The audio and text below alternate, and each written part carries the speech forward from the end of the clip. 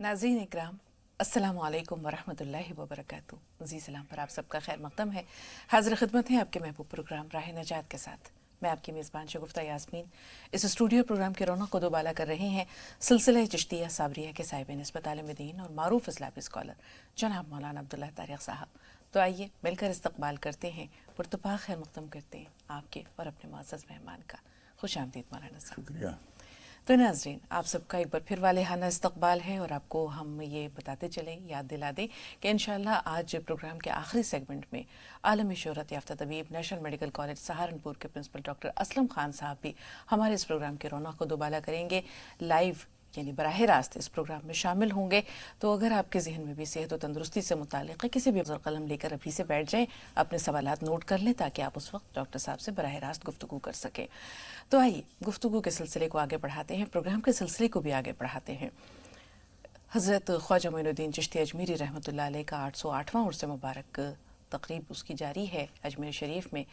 तो हम भी चलते हैं आस्तानिया की तरफ, ख्वाजा साहब की दरगाह की तरफ, और अपने भी अक़ीदत के फूल हम निछावर करते हैं। लेकिन उससे पहले जैसा कि आपको याद होगा कि हम गुज़श्ता कुछ दिनों से बुज़ुर्गान दीन, सूफिया इकराम, औलिया इज़ाम की ज़िंदगी के बारे में आप सबको हल्की फुल्की रहनुमाई, चूँकि वक्त बहुत ज़्यादा नहीं होता लिहाजा कुछ ना कुछ रहनुमाई पहुँचाने की कोशिश करते हैं।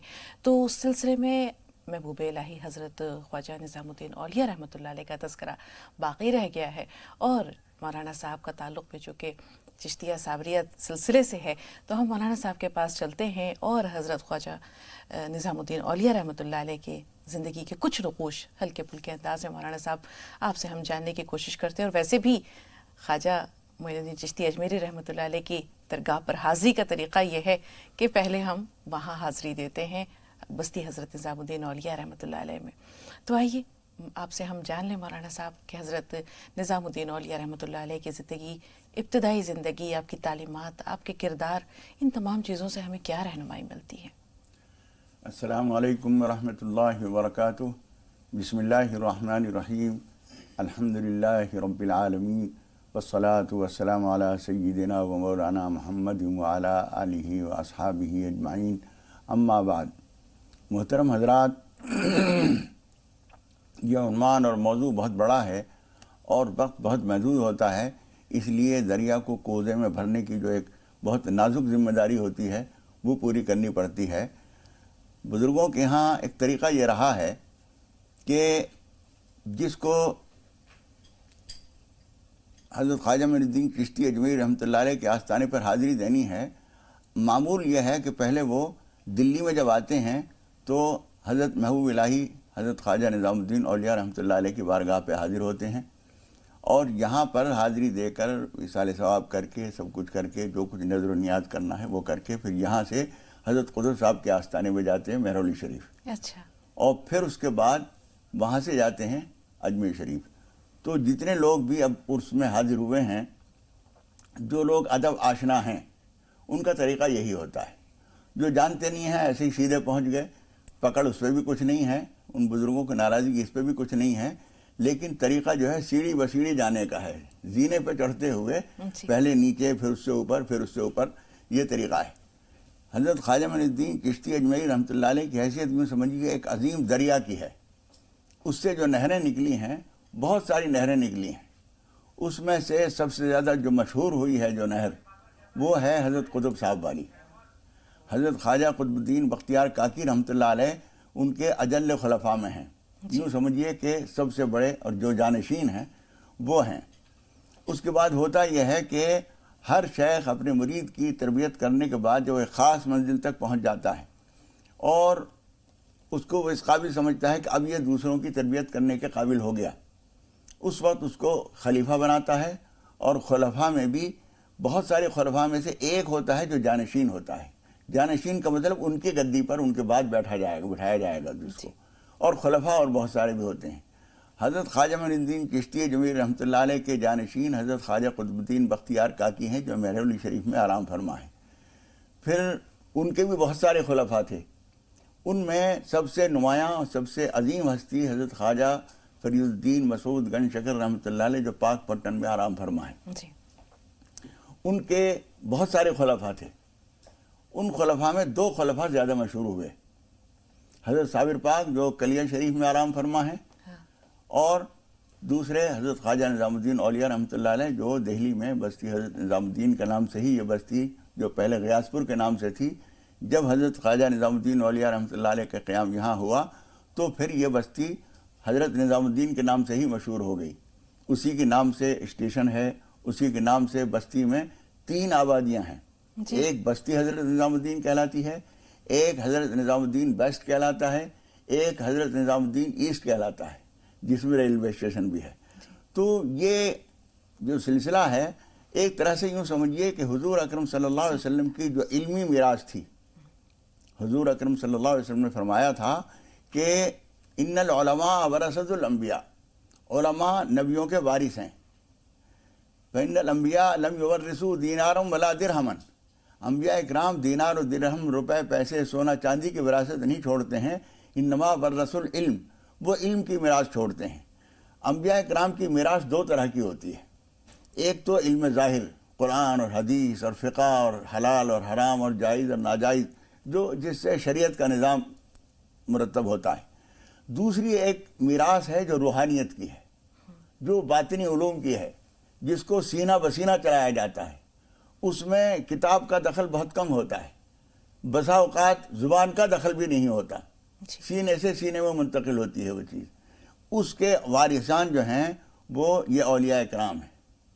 ہندوستان میں ایک عظیم نام جہاں حضرت خواجہ معین الدین چشتی اجمیری رحمۃ اللہ علیہ نے بھی چلہ کیا تھا، حضرت سیدی علی حجویری رحمۃ اللہ علیہ حضرت داتا گم بخش کے نام سے جو مشہور ہیں، ان سے بھی پہلے سے یہاں لوگ آئے تھے. لیکن اس کے بعد جب حضرت داتا گنج بخش تشریف لائے تو انہوں نے پوری طرح سے منظم کیا. وہ صاحب تصانیف بھی تھے، شاعر بھی تھے، اور روحانیت کے بھی اعلیٰ مقام کے حامل تھے. جب حضرت خواجہ معین الدین چشتی اجمیری رحمۃ اللہ علیہ ہندوستان میں تشریف لائے تو ان سے کہا گیا تھا کہ وہاں ایک شیر بھی بیٹھا ہوا ہے، ملتان کی سرحد پر ایک شیر بیٹھا ہے. تو اس شیر کے پاس آ کر اور انہوں نے چلہ کیا تھا. اور خواجہ معین الدین چشتی اجمیری رحمۃ اللہ علیہ جیسی ہستی جس کو کامل کہے اور جس کو عظیم ہستی مانے، جس کے آستانے پر چلہ کرنے کی ضرورت سمجھے، وہ اس کا مقام کیا ہوگا. بے شک. وہاں چلہ کرنے کے بعد ان کی اجازت سے پھر وہ بھیجا گیا تھا حضور اکرم صلی اللہ علیہ وسلم کی طرف سے. اور حضور اکرم صلی اللہ علیہ وسلم کے بھیجنے کے بعد کیا ضرورت کسی کی رہ گئی، لیکن علاقائی طور پر ان کی اہمیت تھی، اس لیے وہاں پر تشریف لائے، پھر وہاں چلہ کیا، اور پھر وہاں سے گویا NOC لے کر پھر اجمیر شریف تشریف لائے. بالکل. اور وہ سارا کام جو کرتے ہیں یہ لوگ خطوط نہیں لکھتے، ٹیلی فون کا تو دور ہی نہیں تھا، موبائل کا دور نہیں تھا، لیکن سارا کام جو ہے ان کا سینہ بسینہ ہوتا ہے. اور ان کی باتوں میں ایک ایک لفظ کے اندر دریا پنہاں ہوتے ہیں، دفتر محفوظ ہوتے ہیں. وہ اپنی روحانیت کے ذریعے، اپنے کمال کے ذریعے اپنی باتوں کو منواتے ہیں. اور وہ جو آپ لوگوں نے سنا ہوگا کرامت، اصل میں کرامت جو ہے وہ کرامت اللہ لہم ہوتا ہے، اللہ کی تکریم ہوتی ہے ان کی بات کو مضبوط بنانے کے لیے، ان کی بات میں تاثیر پیدا کرنے کے لیے. جس طرح سے اللہ رب العالمین اپنے نبیوں کو معجزات عطا فرماتا ہے، اسی طرح سے تھوڑے سے فرق مراتب کے ساتھ وہ چیز کرامت کے طور پر اولیاء کرام کے یہاں ملتی ہے. اور ان کرامتوں سے وہ کام لیتے ہیں اور اپنی شخصیت کو منوانے کا نہیں، اللہ کی بات کو تسلیم کرانے کا کام اس سے لیتے ہیں. بالکل مولانا صاحب، جس طرح انبیاء کو معجزے عطا کیے جاتے ہیں، اسی طرح بزرگان دین کو اللہ تعالیٰ کرامتیں عطا کرتا ہے. اب یہاں آپ نے وہ اقبال کا شعر ہے نا کہ نگاہ مرد مومن سے بدل جاتی ہیں تقدیریں. تو بزرگان دین کو اللہ تعالیٰ نے یہ بھی صلاحیت دی ہوتی ہے، ایک بہت بڑی نعمت ہے جو ودیعت کی ہوتی ہے، کہ کسی کو اپنے آغوش میں لے کر اگر سینے سے لگا لیا، بھینچ لیا، تو دل کی دنیا جو ہے وہ اس پہ اللہ تعالیٰ کے انوار ہیں منکشف ہونے لگتے ہیں. حضرت خواجہ باقی باللہ صاحب نے یہی تو کیا تھا. جی. اسی طرح حضرت ابراہیم قندوزی رحمۃ اللہ علیہ نے جب حضرت خواجہ معین الدین چشتی اجمیری رحمۃ اللہ علیہ کے منہ میں چبا کر ہلکا ایک ٹکڑا چبا کے اور ان کو دیا تھا، 14 طبق روشن ہو گئے. جی. اور دل کی دنیا بدل گئی. حالانکہ انہوں نے کوئی واضح نصیحت نہیں کی، کوئی کتاب لکھ کر ان کو نہیں پڑھوائی، کچھ نصیحت نہیں کی، کوئی تاکید نہیں کی، بس کھلایا اور اسی میں منتقل کر دیا جو کچھ منتقل کرنا تھا. اور اس کے بعد حضرت خواجہ معین الدین چشتی اجمیری رحمۃ اللہ علیہ، جس کو ہم یہ نہیں کہہ سکتے کہ وہ ایک بے سہارا آدمی تھے جن کے پاس کمانے کھانے کے لیے نہیں تھا، تو انہوں نے یہ طریقہ اختیار کر لیا. ان کے پاس باغ تھا، پنچکی تھی، ان سب کو بیچا اور وہ تمام پیسے راہ خدا میں لٹا کے اور نکل کھڑے ہوئے. اور جب آدمی اپنے آپ کو اللہ تعالیٰ کے لیے پوری طرح حوالہ کر دیتا ہے تو پھر خدا پاک بھی اس کو نوازتا ہے. من اتانی ماشین اتیتہ ہرولۃ، جو میری طرف چل کے آتا ہے میں اس کی طرف دوڑ کر آتا ہوں. من تقرب الی شبرا تقربت الیہ ذراعا ومن تقرب الی ذراعا تقربت الیہ باعا. جو میری طرف ایک بالش بڑھتا ہے، حدیث قدسی میں اللہ تعالیٰ فرماتا ہے میں اس کی طرف ایک ہاتھ بڑھتا ہوں، اور جو میری طرف ایک ہاتھ بڑھتا ہے تو میں دونوں ہاتھوں کی لمبائی کے برابر اس کی طرف بڑھتا ہوں، اور جو میری طرف چل کر آتا ہے میں دوڑ کو اس کو بنا لیتا ہوں. یہ حضرات جو ہیں اپنے آپ کو فنا کر دیتے ہیں. آپ اندازہ کیجئے چینی کو جب آپ پانی میں گھول دیتے ہیں اس کے بعد چینی کہاں گئی؟ فنا ہو گئی. فنا ہو گئی. موجود ہے لیکن دودھ کی شکل میں ہے، پانی کی شکل میں ہے. اسی طرح سے یہ لوگ فنا فی اللہ جو کہلاتے ہیں وہ اسی طرح سے فنا فی اللہ ہوتے ہیں، کہیں نہیں ہیں اور ہر جگہ ہیں. ایک بزرگ کہا کرتے تھے دنیا میں جو کچھ ہو رہا ہے میری مرضی سے ہو رہا ہے. لوگوں نے پوچھا کہ یہ کیا مطلب؟ انہوں نے کہا کہ میں نے اپنی مرضی کو اللہ کی مرضی میں گم کر دیا ہے. جو اللہ چاہتا ہے میں وہی چاہتا ہوں، تو میری مرضی سے تو ہو رہا ہے سب کچھ. بالکل. اس طرح سے وہ اپنے وجود کو اللہ رب العالمین کے وجود میں گم کر دیتے ہیں، وہ فنا فی اللہ ہو جاتے ہیں. تو خدا پاک بھی ان کو بقا باللہ عطا فرما دیتا ہے. یہی آ رہے تھے مولانا صاحب کہ فنا فی اللہ میں جب اپنی ہستی کو گم کر دیتے ہیں، فنا فی اللہ میں اپنے آپ کو مٹا دیتے ہیں، اللہ کی ذات میں اپنی ذات کو ضم کر دیتے ہیں، اللہ کی تعلیمات کے لیے اپنی زندگی کو وقف کر دیتے ہیں، تو پھر اللہ ان کو ایسی رہتی دنیا تک، ہم یہ کہہ سکتے ہیں کہ ایک طرح کی حیات جاویدانی ہے کہ وہ نہیں ہے لیکن ہے. ان کا نام جو ہے وہ باقی ہے، ان کی تعلیمات آج بھی باقی ہیں. اور در حقیقت یہ رسول اللہ صلی اللہ علیہ وسلم کے اس مشن کو جو حجۃ الوداع کے موقع پر انہوں نے کہا تھا کہ میں نے تمہیں اپنا الا هل بلغت، کیا میں نے اللہ کا پیغام آپ تک سب تک پہنچا دیا؟ 3 بار آپ نے یہ بات دریافت کی اور سب لوگوں نے تائید کی. پھر رسول اللہ صلی اللہ علیہ وسلم نے یہ بھی کہا تھا کہ جو یہاں موجود ہے الا فلیبلغ الشاہد منکم الغائب، خبردار جو موجود ہیں وہ غیر موجود تک میرا پیغام پہنچا دیں. اور وہ پیغام پہنچایا، اور پہنچاتے آج کتنا زمانہ ہو گیا، 1500 سال ہو گئے، یہ پیغام مسلسل پہنچ رہا ہے.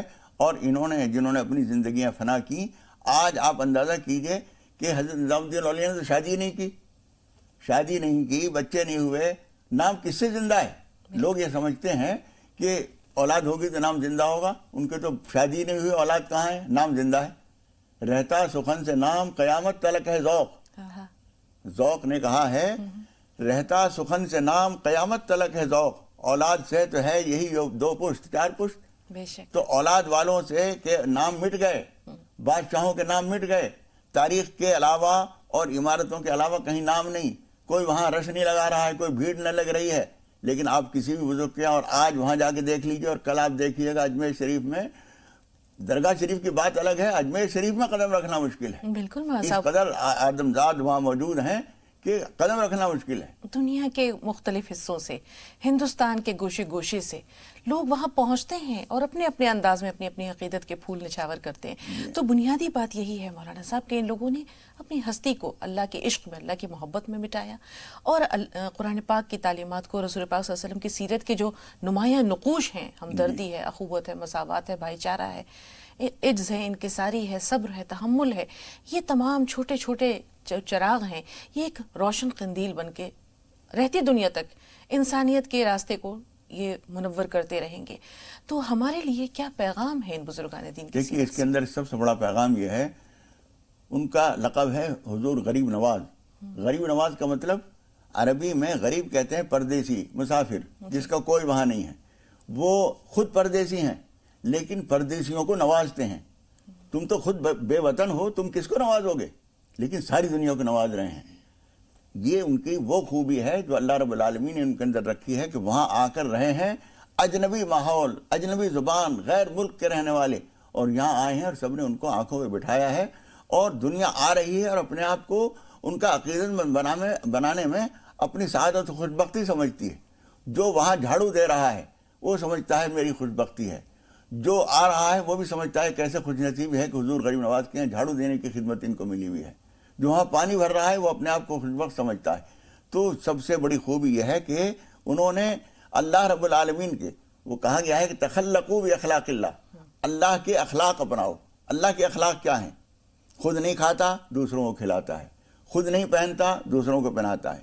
خود کوئی حاجت نہیں، سب کی حاجتیں پوری کرتا ہے. بے شک. یہی طریقہ انہوں نے اپنایا. خود بھوکے رہ جائیں، پیاسے رہ جائیں، اپنے لیے کپڑے نہ ہوں، دوسروں کی ضرورتیں پوری کریں، سب کی حاجتیں پوری کریں. کوئی ناراض ہو رہا ہے اس پہ ناراض نہیں ہو رہے ہیں، اس کے اوپر مہربانی کر رہے ہیں، اجنبیوں کو سینے سے لگا رہے ہیں. گندا سندا آدمی. حضرت فخر پاک حضرت نظام الدین لاہوری رحمۃ اللہ علیہ کے سلسلے کے ایک بزرگ تھے، ان کے پاس آیا جو مہرولی شریف میں آرام فرما ہے. ان کے پاس ایک آدمی آیا، شرابی کبابی، منہ سے بدبو آ رہی ہے اور کپڑے گندے ہیں. وہ آیا، حضرت نے ان کو سینے سے لگا لیا. لوگوں نے کہا کہ حضور یہ تو شراب پیے ہوئے تھا، بدبو اس کے منہ سے آ رہی تھی، کپڑے بھی گندے تھے. انہوں نے کہا گندا تھا، نہا لے گا صاف ہو جائے گا. پریشان تھا، پریشانی ختم ہو جائے گی، سکون ہو جائے گا. شراب کی بدبو منہ سے آ رہی ہے، تھوڑی دیر میں ختم ہو جائے گی، لیکن اگر میں اس کو سینے سے نہ لگاتا تو اس کا دل ٹوٹ جاتا، اسے کون سنبھالتا. یہ اخلاق ہوتے ہیں جس کی وجہ سے ہر جگہ مقبول ہوتے ہیں. آج آپ دیکھیں گے جو ان کے مذہب سے تعلق نہیں، جو ان کی زبان سے تعلق نہیں، آپ کسی بھی درگاہ پہ جا کے دیکھیں گے وہاں پر کوئی امتیاز نہیں ہے. کوئی ہندو ہے، مسلمان ہے، سکھ ہے، عیسائی ہے، جین ہے، پارسی ہے، لا مذہب ہے، کسی کو نہیں مانتا، خدا کو نہیں مانتا، خواجہ صاحب کو مانتا ہے. بالکل.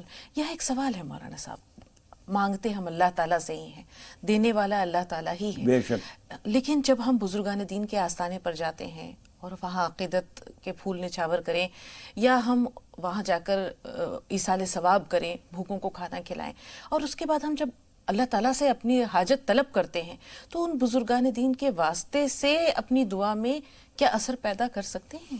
دیکھیے بات اصل میں یہ ہے، یہ بہت بڑی غلط فہمی ہے، اور بہت سارے ہمارے جو مسلمان نہیں ہیں، اسلام سے واقف نہیں ہیں، ان کو شاید شبہ ہو سکتا ہے، لیکن بہت سارے ہمارے مسلمان بھائی بھی اس بات کو سمجھتے ہوں گے کہ ہم خواجہ صاحب کے پاس جا کے ان سے مانگتے ہیں. ہرگز ہرگز ہرگز ایسا نہیں ہے. ہم خواجہ صاحب سے نہیں مانگتے. ہم حضرت نظام الدین اولیاء رحمۃ اللہ علیہ کے جا کے یہ نہیں کہتے کہ بیٹا ہمیں دو. حضرت خواجہ معین الدین چشتی اجمیری کے یہاں جا کر یا حضرت قطب صاحب کے یہاں جا کر ہم یہ نہیں کہتے کہ ہماری دعا قبول کر لو، ہمارا کاروبار ٹھیک کر دو، ایسا نہیں کہتے.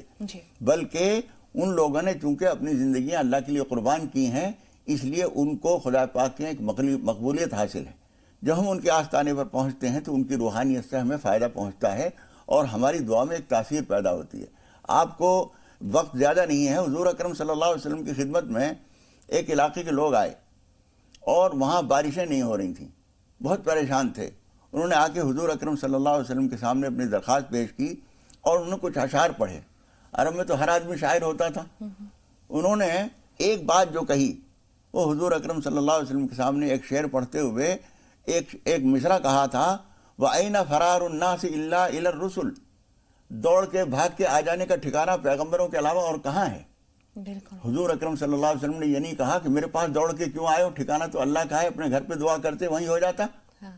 ہمارے بہت سارے بھائی جو بزرگوں کی اہمیت کو نہیں سمجھتے، وہ یہ کہتے ہیں کہ مسجد میں جاؤ اللہ سے مانگو. بالکل ٹھیک ہے، اپنے گھر پہ مصلی بچھاؤ، اللہ کے سامنے نماز پڑھو، نماز حاجت، اللہ سے مانگو. لیکن اگر کوئی آدمی وہاں جا رہا ہے تو حضور اکرم صلی اللہ علیہ وسلم کے اس طریقے پر عمل کر رہا ہے. حضور اکرم صلی اللہ علیہ وسلم نے یہ نہیں فرمایا کہ تمہارا یہ لفظ شرک کیا ہے. وَأَيْنَ فَرَارُ النَّاسِ إِلَّا إِلَى الرُّسُلِ.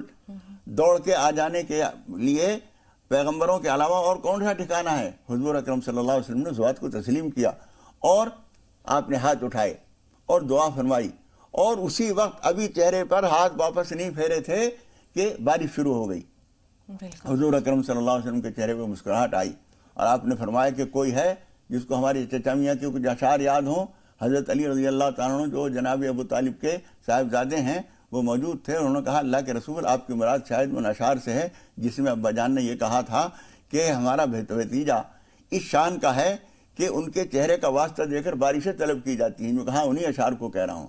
پھر حضرت علی نے کھڑے ہو کر جناب ابو طالب کے اشعار بیان کیے. میں یہ بتا رہا ہوں کہ وہاں کی حاضری ہم اللہ رب العالمین کے علاوہ کسی سے نہیں مانگتے. قاضی الحاجات اللہ رب العالمین ہی ہے، لیکن ان کے آستانے پر جا کر ہم جب دعا کرتے ہیں تو ان کی روحانیت، ان کی وہ قربانیاں جو اللہ کے لیے اور اللہ کی مخلوق کے لیے انہوں نے پیش کی ہیں، اس کی تاثیر ہماری دعا میں پیدا ہوتی ہے اور وہ دعائیں مقبول ہوتی ہیں. بالکل مولانا صاحب. اور آپ کی اس واقعے نے ایک واقعہ اور یاد دلا دیا.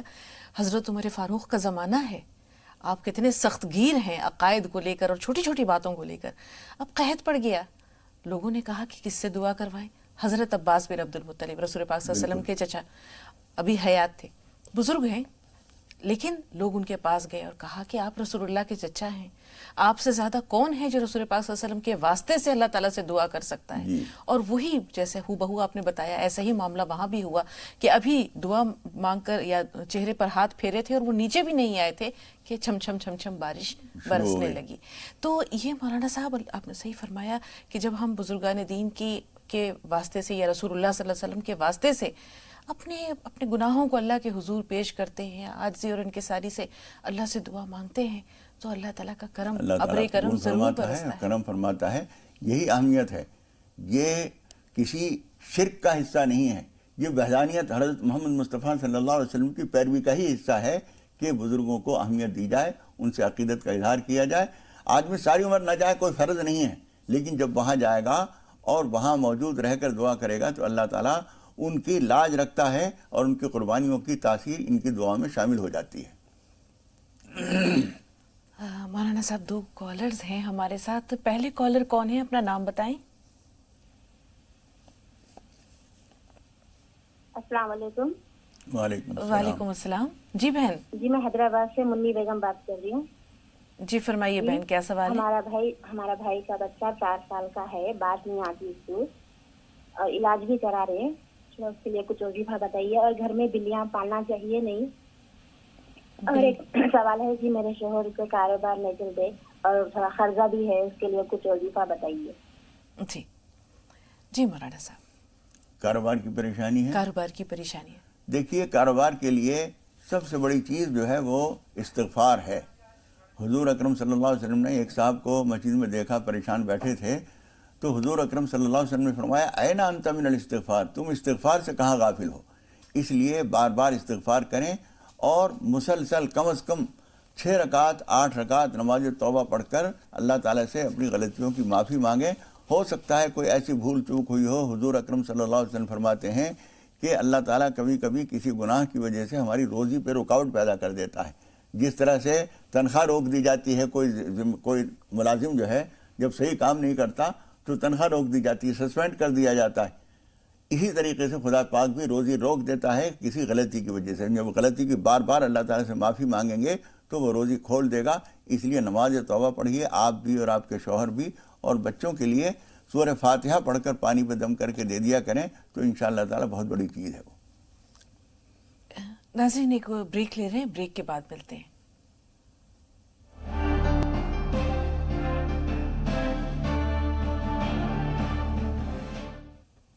ناظرین وقفے کے بعد ایک بار پھر آپ سب کا خیر. کنجی علی بھائی فرمائیے. جی السلام علیکم آپ دونوں حضرات کو. اور مولانا صاحب کی خدمت میں پہلے تو دعاؤں کی درخواست ہے، اور مولانا صاحب خصوصی دعا فرمائیں کہ ملک میں امن چین رہے، سب لوگ بھائی چارے کے ساتھ رہے انشاءاللہ. اور میرا سوال یہ ہے کہ کچھ جگہوں پر یہ ہو رہا ہے کہ کچھ پیسے دے کر 1 یا 2 سال کے لیے مکان کرائے پر لے لیتے ہیں اور ہر مہینہ اس کا کرایہ نہیں دینا پڑتا، صرف بجلی کا بل دینا پڑتا ہے. اور ایک مقررہ وقت کے بعد 1 یا 2 سال کے بعد جب وہ پوری ہو جاتی ہے مدت تو وہ پیسے واپس ہو جاتے ہیں، پورے پیسے. تو ایسا کرنا کیسا ہے؟ میں سمجھ گیا. اچھا سوال ہے آپ کا. آپ سے پہلے بھی ایک کالر ہیں فیاض بھائی، انہوں نے یہ سوال کیا تھا، تو انشاءاللہ ضرور دیں گے مولانا صاحب جواب. تھوڑا سا انتظار کرنی. فاطمہ صاحبہ آپ کا سوال کیا ہے؟ جی السلام علیکم باجی. جی بتائیں بہن. وعلیکم السلام. اور مولانا صاحب کا بھی السلام علیکم. جی السلام ورحمۃ اللہ. جی بہن سوال بتائیے. کانپور سے بول رہے ہیں. ہاں ہمارا سوال 2 سوال ہے میرا سوال یہ ہے کہ جیسے کہ ڈرم میں پانی بھرا ہوا ہے اور مطلب کہ ہم لوگ ہر چیز کو پانی اسی چیز سے استعمال کرتے ڈرم سے، مطلب باتھ روم بھی جا رہے ہیں اور پخانا بھی جا رہا ہے تو پانی اسی سے نکال رہے ہیں، نہانے کا سب چیز کا پانی اسی سے لے رہے ہیں. اس پانی سے ہمارا وضو جائز ہے کہ نہیں جائز ہے؟ ٹھیک ہے. دوسرا سوال. دوسرا سوال میرا باجی یہ ہے، میرے 3 بچے ہیں، 2 بیٹی 1 بیٹا. میری ایک بیٹی کا نام ہے الشفا وارثیہ عرف تمنا، دوسری بیٹی کا نام ہے الفیدا وارثیہ عرف کاجل، میرے تیسرے بھیا کا نام ہے محمد حسین وارثی عرف گوسل. ان کے معنی بتا دیجیے. یہ نام آپ تک پہنچے مولانا صاحب؟ جو آگے بتا دیں. لیکن مزے کی بات یہ ہے کہ سب میں عرف بھی لگا ہوا ہے. یہ عرف کا کیا مسئلہ ہے؟ جی اصل میں عرف جو ہوتا ہے وہی اصل میں نام ہو جاتا ہے. ہاں تو محمد حسن یا حسین جو نام رکھا ہے وہ بالکل ٹھیک ہے، دونوں نام بہت مبارک ہیں. اور تمنا جو ہے وہ بھی ٹھیک ہے, اور اس سے پہلے جو اصل نام ہے عرف تمنا عرف ہے, جو پہلا نام ہے وہ میں سمجھ نہیں پایا, وہ بھی جو سننے میں آیا تھا وہ بھی نام ٹھیک ہے. تیسرا نام کیا ہے؟ 2 ہی نام میری سمجھ میں آئے تھے, تیسرا نہیں آیا. وہ نام ٹھیک ہیں. باقی بہن کوشش یہ کیجئے کہ جو نام ہو اسی سے پکاریں, اس لیے کہ شخصیت پر نام کا اثر ہوتا ہے. ہم بولیں گے کچھ, نام کچھ ہوگا, کہیں کچھ ہوگا, کہیں کچھ ہوگا. ایک تو قانونی الجھن بھی کبھی کبھی پیدا ہو جاتی ہے اس میں کہ تم تو فلاں ہو, یا تو فلاں کیسے بول دیا تم نے. تو یہ چیز بھی ہے, دوسرے شخصیت پہ بھی اس کا اثر پڑتا ہے. اس لیے سوچ سمجھ کے پہلے ایک نام رکھا جائے اور وہی نام پکارا جائے. جی, وہ ڈرم کے پانی کا مسئلہ کیا ہے مولانا صاحب, پاکی ناپاکی؟ پانی کی بات یہ ہے کہ ایک ہی برتن میں پانی ہے اور اسی سے ہم وضو بھی کر رہے ہیں, اسی سے استنجا کر رہے ہیں, کوئی پریشانی نہیں ہے. فرق صرف یہ ہے کہ جس برتن سے, بڑے برتن سے پانی آپ نکال رہے ہیں, وہ برتن کہیں گندی کی جگہ نہ رکھا جائے, وہ ناپاک نہ ہو جائے. مثال کے طور پر لیٹرین کے آس پاس آپ نے کہیں رکھ دیا, یا چھینٹیں بھی آتی رہتی ہیں, اسی کو اٹھایا بڑے برتن میں, ٹب میں یا ڈرام میں ڈال دیا, وہ پھر ٹھیک نہیں رہے گا. باقی اس سے صاف برتن کے ذریعے آپ نکالتے رہیں. یا مثال کے طور پر جیسے بالٹی سے دودھ نکالنے والے ایک لمبی اس میں, اور وہ جوڑ دیتے ہیں ایک چھوٹا سا گلاس جیسا, اور اس سے نکالتے ہیں, کوئی پریشانی نہیں. تو نکالنے میں احتیاط کیجیے, پاک ناپاکی خیال رکھیے, پھر کوئی حرج نہیں ہے. جی, یاسمین بیکانیر سے, بتائیں بہن سوال کیا ہے؟ یاسمین ہمیں سن پا رہی ہیں؟ جی بتائیے بہن.